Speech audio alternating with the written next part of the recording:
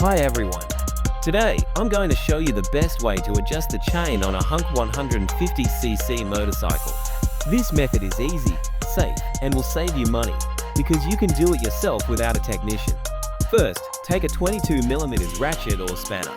Start by removing the right side bolt, then the left side bolt. It's important to remove them in this order. Next, remove the rubber cap on the chain case. This lets you check the chain's tightness. You can see if the chain is properly tightened through the hole in the case.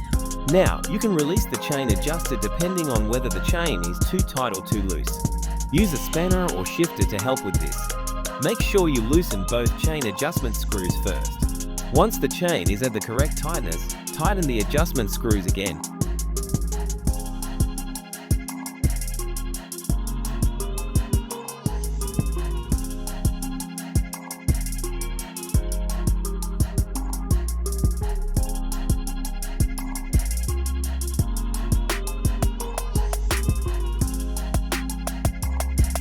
And finally, secure the axle bolt.